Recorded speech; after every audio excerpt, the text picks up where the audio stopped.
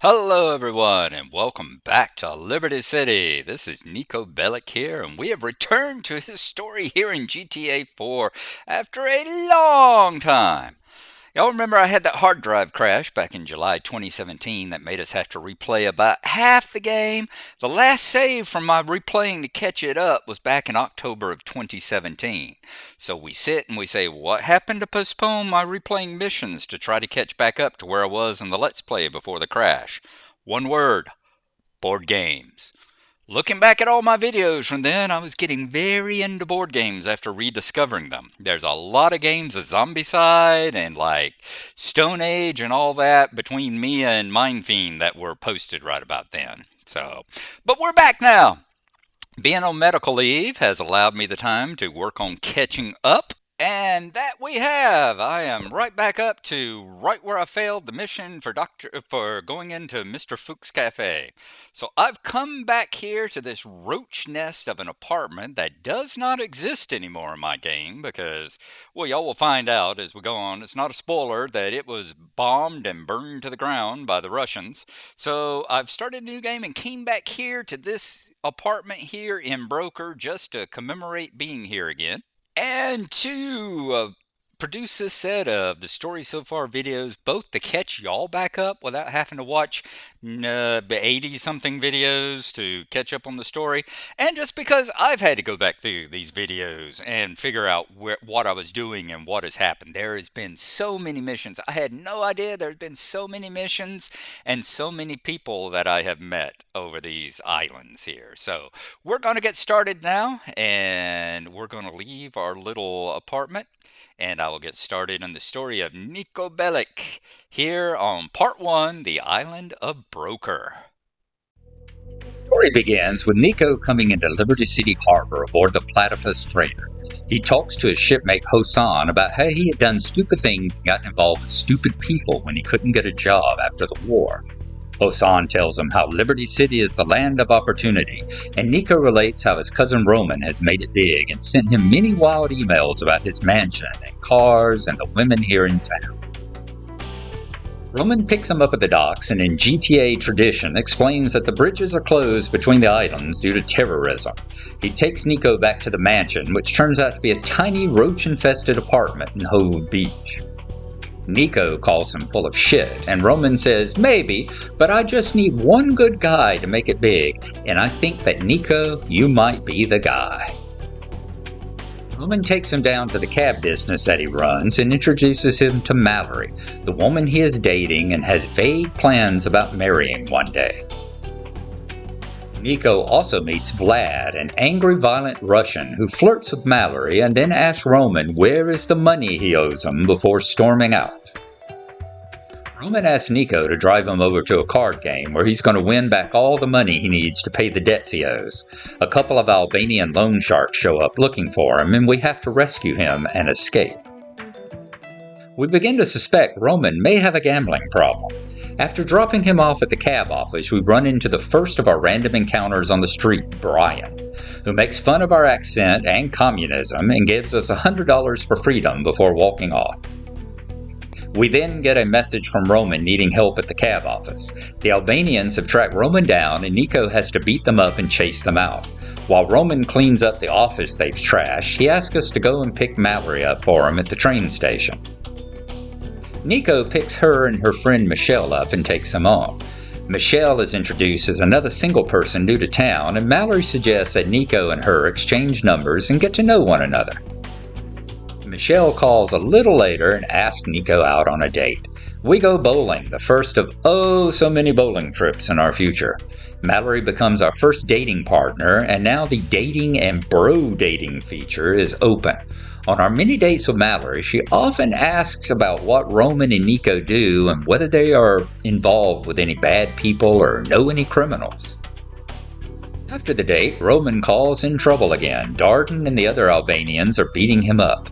We have to go rescue him down from the loan sharks, and then Darden runs off and we have to chase him. He flees down to the docks where Nico terminates Roman's loan with prejudice. With the Albanians out of the way, hopefully Roman's troubles will be easier.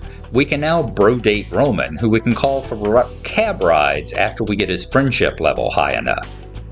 On the drive back, Nico tells Roman how he too had a similar problem with a Russian named Bulgarin, who believes that Nico owed him money. He had too many connections for Nico to deal with him, so he's one of the reasons why Nico left Europe. Later on, Nico arrives at the cab office to find Vlad flirting with Mallory. After an angry exchange, Roman enters and Vlad asks him about his debt once more before leaving. Roman asked us to help him out by going and picking up one of his regular customers. So we go and pick up Jermaine, who asks him to help move some stolen car parts. But the police are onto him and we have to escape them and lose our first wanted level. The next time we see Roman, he's very busy in the office and asks Nico to pick up another client, little Jacob. Jacob hands us a gun and asks us if he'd mind helping oversee a drug deal he has a bad feeling about.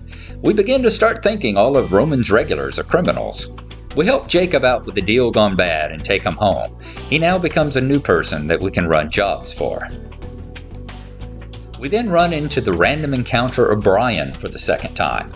This time he's a whole lot less upbeat and insulting, and he's obviously tweaking hard and needs a hit. We drive him to his dealer so he can buy more crack. Vlad then sends us a message telling us to come and see him at the Comrades bar. He suggests that we start doing jobs for him in return for helping Roman pay his debts back. We run a variety of missions for Vlad, strong-arming local businesses who aren't paying their protection money, and stealing a car from a guy who hasn't paid his debts. Along the way, we also find out that Vlad works for a man named Mikhail Faustin, who also supplies him with the coke that he takes. Nico gets a final mission from Vlad where he says a man named Ivan Bichkov has angered Faustin, and he wants Ivan dead. Vlad has set up Ivan to rob Roman's taxi office, and he wants Nico there to ambush him and shoot him in fake self-defense. We ambush Ivan, chase him to a construction site where he ends up hanging off of a catwalk. We are then presented with one of the choices in the game to either kill him or let him go free. We decide to let him go, and Ivan gratefully promises to disappear out of Hove Beach and never be seen in these parts again. Nico calls Vlad and tells him he won't see Ivan again without telling him that we actually let him go. The next time we get to the cab depot, we find Roman depressed and drinking. He says he just found out that Mallory has had an affair with Vlad. When Nico says he had suspected something was going on, Roman angrily calls him disloyal for not telling him. This pisses Nico off, and he declares if Roman won't do anything, he will. They confront Vlad and Comrades and kill his goons, then chase him down to the docks. Roman starts sobering up and getting scared and trying to calm Nico down, saying it's not that big a deal. Vlad warns Nico he doesn't know who he's dealing with and that Vlad has powerful friends, but Nico has had enough. He tells Vlad that no one fucks with his family and shoots him in the face and dumps him into the river. Roman's in an absolute panic that the Russians are going to kill them and asks if Nico has gone crazy. He then tells Roman that back in the war, he and a squad of his friends were set up in an ambush, and only Nico and 2 others escaped. He's come to find one of the survivors that he's found lives in Liberty City and find out if he was the one that sold them out, and he will let no one get in the way. Roman leaves to go into hiding and says that Faustin will be after them. And Roman is right. Faustin's man Andre finds them, surprises them, and knocks out Nico, and takes them both for interrogation. Nico awakes to find Roman and himself tied to chairs in a basement with Andre and a man named Dmitry Raskolov, who asks why did Andre bring them here. The Bellocks get slapped around and questioned, and Andre starts threatening to cut off body parts if they don't answer. They find out they're in Mikhail Faustin's basement when he comes downstairs to find out why there's all this noise, and is shocked to find out what's going on. He calls Andre an imbecile and shoots him whenever he looks at him disrespectfully. He then agrees with Nico that Vlad was a nobody and an idiot, and that he only kept him around because he's been sleeping with Vlad's sister. He then tells Nico he has to replace Vlad and work for him. When Nico hesitates, he shoots Roman in the stomach. Dmitri tells Nico he'll see to getting Roman stitched up and fixed, and Nico goes out to steal a van full of TVs for the Russians. He takes them, and the driver tells him he's making a big screw-up as they pay protection money to another Russian mobster, Kenny Petrovic. With Roman doped up on painkillers the next day, Nico goes to see little Jacob. He asks Nico to oversee yet another drug deal. Jacob seems to have terrible luck with getting deals set up, as it goes bad as well. He and Nico kill the gang members, then Jacob asks Nico to drive him to get revenge on the folks who set the deal up. The two arrive and go room to room until the rival gang is no more. Back at Faustin's, Nico walks into Mikhail and Dmitri having a fight. Dmitri is upset that Mikhail's violent behavior is drawing too much attention. Mikhail tells Dmitri that when things are good, it's always us, but when things are bad, Dmitri always implies it's Mikhail's fault. Mikhail then sends Dmitri and Nico to kill a porn producer who isn't paying protection. Dmitri convinces Nico to keep them alive, since dead folks can't pay protection in the future. After roughing them up and collecting, Dmitri rewards Nico with a trip to an underground gun shop. This is the only GTA with no ammunition shops, since the mayor has shut them all down in an effort to combat crime. Nico gets a message from Jacob asking him to come see him. Nico gets a rough introduction to Jacob's friend and business party, the very paranoid Badman. Badman apologizes and then says some dealers are moving in on his turf and refusing to pay. Nico shadows one of them back to their apartment and shows them the error of trying to muscle in on the bad man's turf. Jacob then becomes our second friend that we can go on bro dates with. Yay! Yet another person calling us all the time. When we get his friend level high enough though, Jacob will come and see us when we call him and sell us weapons out of the trunk of his car. We can also call him up and we can get jobs delivering drugs for him and Batman. Nico then meets with Faustin at the Perestroika Club. Dmitri tells Faustin the feds are closing in. He tries to tell Mikhail it's because of his wild behavior, but Mikhail's paranoia suspects a rat. He thinks it's Lenny Petrovic, the son of the Russian mob boss Kenny Petrovic. Despite Dmitri's pleading and arguments, Faustin orders Lenny dead. Nico goes to the train station, takes out Lenny's guards, and hunts him down and kills him. Dmitri tells Nico he would try and clear him with Kenny Petrovic since he was just following orders. Nico then gets a text from Roman telling him to come to the office. There he meets Brucey, a steroid junkie friend of Roman's whom he met on the internet. Roman insists that Nico go and get an internet account as he is tired of not being able to email him.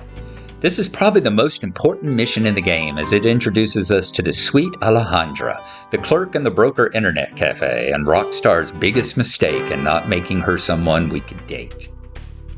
Meeting up with Faustin later, Nico's told that his daughter Anna is hanging out with a biker from the Lost and being disrespectful. He orders Nico to put an end to the relationship by killing the biker, Jason Michaels. Nico finds Jason and Anna and tells them the relationship is over. Jason says he doesn't take orders from no Russians and rides off. Nico chases him to Meadows Park, where he kills him and several Lost reinforcements in a gunfight. I'm really looking forward to playing the Lost in the Dam chapter and GTA 5 as well to see why the Lost seem to be so reduced and powerless. God knows Nico has done his part in thinning them out. Coming back, we run into Brian for the third and final time. He is clean and in rehab now and asks Nico if he can help him with step 9, which is to apologize and ask forgiveness from all the people he has wronged. Nico forgives him and takes Brian to pay the dealers the money he owes them, but they jump him. Nico then has to save him from the dealers. As he takes Brian back home, Brian muses that some people are just not ready to forgive. Nico also starts getting emails from Brucey for cars he wants stolen for various reasons, and brought back to the customization garage that Brucey owns. Nico arrives at Faustin's house to find Mikhail out. He has a chat with Faustin's wife Ilyana about the nature of the soul and how peoples change. Mikhail and Dmitri arrive, and Faustin screams at his wife and is very abusive with her about her old country habits. Faustin rages that he wants revenge and respect, while all Dmitri wants is money. He kicks Dmitri out, and Faustin tells Nico to go pick up a truck to make a delivery. Once Nico gets the truck, Faustin tells him it's full of explosives. He has Nico drive it to Bohan and detonate it in a garage owned by the Russian boss Kenny Petrovic. Nico tells Faustin he is through working for him and will not do things like this again. Faustin tells him that he is just as weak as Dmitri. Brucey contacts Nico and lets him know that Lyle Rivas, an associate of Brucey's, owes him money and isn't paying. He asks Nico to track him down and kill him. Nico has to steal a police car and use the computer in it to access the database of wanted criminals. This allows him to find Lyle's address. Nico finds him, chases him down, and kills him. This opens up the Vigilante Missions and the most wanted missions in the game now from any police car. Since they only give you money and an achievement, I'm not going to be in a big hurry to do those. Nico goes to Brucey's apartment, where he finds him maniacally working out while a beautiful woman sits bored on the sofa in front of the TV. Brucey asks Nico to go and steal Lyle's car and bring it back to help recover some of Lyle's debt. Returning to Brucey's customization garage, we find out the real reason for stealing all the cars Brucey sends us out for is to supply the chop shop that he's running out of it. Nico then gets a text from Dmitri. They meet, and Dmitri talks about how Faustin and he are friends from way back and they were in the army and prison together. He talks about how getting involved with drugs has made Mikhail violent and irrational. He tells Nico that Petrovic is very furious about the death of his son in the bombing and has threatened all their lives. Dmitri has made a deal with him that they will take out Faustin, and Petrovic wants Nico to do it to prove that he was just a hired man when he killed his son. Nico finds Faustin at the Perestroika Club and informs him he has come to kill him. He fights his way through Faustin's goons and chases him up to the roof.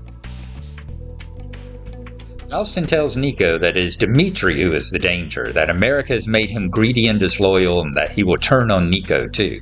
Nico kills him and phones Dmitri, who thanks him and tells him he will talk to Petrovic and clear things with him. Dmitri asks Nico to meet him in a warehouse to collect payment. Jacob calls and warns Nico that he's heard things and doesn't trust Dmitri and wants to come along with Nico as a backup and a lookout. Jacob was right, as in the warehouse, Dmitri introduces Nico to Ray Bulgarin. The man Nico was telling Roman about earlier was the cause of Nico leaving Europe. Nico was running a people smuggling mission for Bulgarin that went bad, and he says that Nico owes him money. Since Nico can't pay, Bulgarin orders him killed. He and Dmitri leave, and Jacob and Nico had to fight their way out of the warehouse full of goons and past the police outside. Nico then calls Roman, tells him what happened, and goes to pick him up. Before they leave Broker, Roman says he has to pick something up from his apartment. They arrive and they find the place has been firebombed. Driving to the cab office, it is also ablaze. Roman calls Mallory and she tells him of an apartment in Bohan they can hide out in. Roman reveals to Nico on the drive that he had wanted to go back into the apartment to get the wedding ring that he had bought to surprise Mallory. Nico and Roman find their slightly less scummy apartment, and Mallory rushes in relieved to find them okay. When Nico says, "Oh, we're okay, broke, fucked, and on the run," she assures him it will be okay. She is from Bohan, and she knows people there. She tells Nico to come and meet her at the community center in Bohan the next day. Nico goes outside, and as he walks down the street, Dmitri calls him and says how disappointed he and Bulgarin were to not find their bodies in the warehouse, but for Nico not to worry, he will track them down. And that is the story of Nico's life so far, the Broker chapter. Next time, we will cover the events of Bohan and maybe the first part of Algonquin Island. And we'll see how that goes. I can't promise when the next part will come out. It's taken me about a week to put this together and record all the pieces and bits and pieces. So we'll see when that comes up, and we will continue the story on. I hope you've enjoyed it, and we'll see you then. Bye-bye.